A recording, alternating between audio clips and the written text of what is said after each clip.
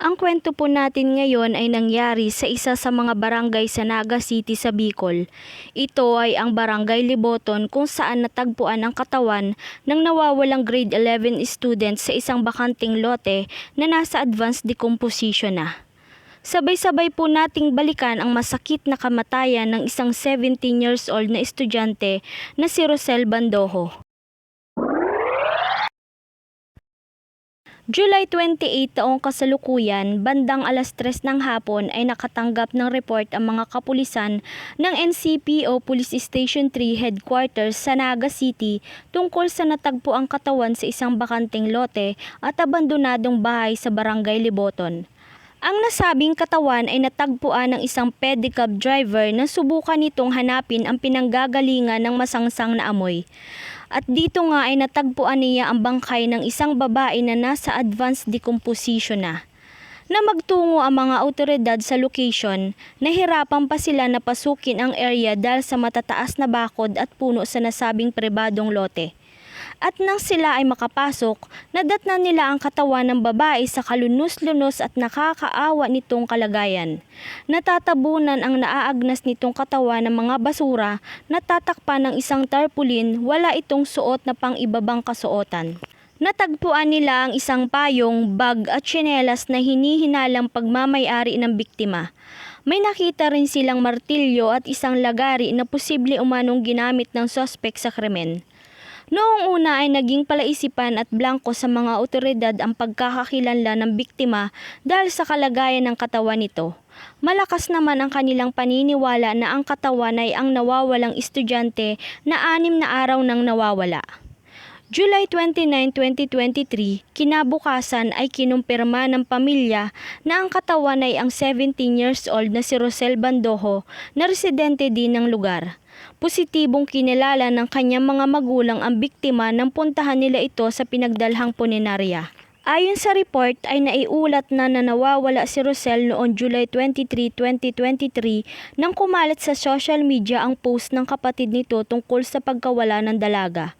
Huli raw itong nakitang buhay sa kuha ng CCTV sa crossing ng Peña Francia sa Villanueva Avenue noong July 22 ng gabi. Sa kuha naman ng CCTV, bandang alas 8 ng gabi ay nakita si Rosel na naglalakad papunta sa isang convenience store.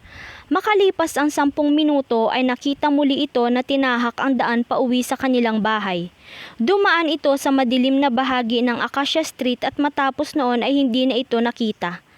Huli naman itong nakita na may dalang payong, nakasuot ng white t-shirt, kulay abo na jogging pants at tsinelas.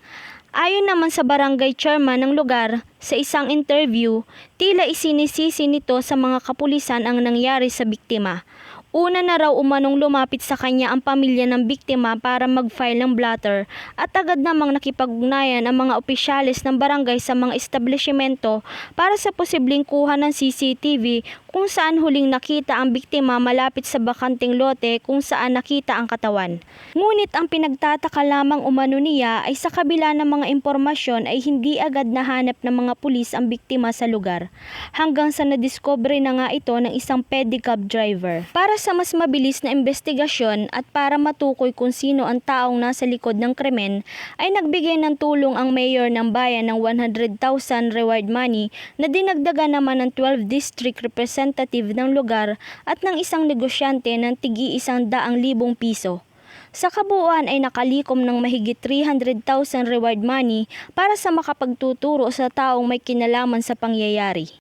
Nadagdagan pa ang nasabing reward money nang lumapit ang pamilya sa tanggapan ng Raffy Tulfo in Action noong August 4, 2023 para humingi ng tulong sa programa para sa mas mabilis na pagkuha ng hustisya. Para naman sa mabilis na investigasyon, nangako naman si Senator Idol Raffy Tulfo na magbibigay ng halagang 500,000 pesos reward money para sa makapagtuturo sa sospek sa pagpatay kay Rosel Bandojo. Sa isinagawa namang investigasyon ay nagkaroon ng 2 person of interest sa kaso. Ito ay ang alias Buboy at alias Enzo. Si alias Buboy ay itinuring na person of interest matapos na matagpuan ang damit na pagmamay-ari nito sa crime scene. Ngunit ayon sa kanya ay may pagkakataon na nagtutungo umano siya sa nasabing bakanting lote at dito niya marahil naiwan ang damit. Ngunit itinanggi naman nito na may kinalaman siya sa krimen. Hanggang sa ilang mga impormasyon ang nagbigay linaw sa pagkamatay ni Rosel Bandojo nang isang witness ang lumapit sa mga kapulisan. Ayon sa isang ginang ay pagmamay-ari niya ang bag na nakita sa crime scene. Ito daw umano ay inagaw sa kanya ni Lorenzo Purisima alias Enzo noong July 7, 2023. Itinuro din si Enzo ng isang caretaker ng isang bakanting lote na ito lamang umano ang may susi at ito lamang ang nakakapasok sa lugar. Maliban dito ay napag-alaman din ng mga NBI na nawawala ang cellphone na pagmamay-ari ng biktima. At sa pamamagitan ng teknolohiya, nagawa namang matrace ang kinaroroonan ng cellphone gamit ang IMEI. At nito lamang September 1, 2023 ay naaresto naman ang suspect at sinampahan ng kasong paglabag sa Republic Act 9262 at 7610 na isinampa laban sa kanya ng kanyang asawa habang pinag-aaralan naman ang kaso na isasampa sa kanya kaugnay sa kaso ni Rosel Bandojo. At nito lamang September 5, 2023, matapos ang halos na isang buwan na investigasyon, ay formal nang sinampahan ng kasong pagnanakaw at pagpatay si Lorenzo Purisima. Siya ay nahaharap sa kasong paglabag sa Paragraph 1 Article 294 in conjunction Article 293 ng Revised Penal Code sa Naga City Prosecutor Office. Ayon sa ginawang autopsy sa biktima ay hindi na nila ito nakitaan ng mga senyales ng panggagahasa dahil sa kalagayan nito na nasa advanced decomposition na. Bilang pagkilala naman sa professionalism at masusing investigasyon ng NBI ay ibinigay ni Senator Idol Raffy Tulfo ang halagang ipinangako niya na 500,000 reward money sa departamento na kinabibilangan ni Agent Ahero. Magagamit umano nila ang pera para sa karagdagang equipment at kagamitan para mas mapagbuti pa ang mga isinasagawang tungkulin. Samantala ay nagpatupad naman ng curfew ang alkalde ng Naga para sa mga menor de edad na magsisimula ng alas 10 ng gabi hanggang alas 5 ng umaga. Noong August 3, 2023 ay inihatid ng mga nagmamahal at pamilya ang abo ni Rosel Bandojo sa kanyang huling himlayan sa Santo Niño Memorial Park. Suot ang mga damit na may mga katagang Justice for Rosel.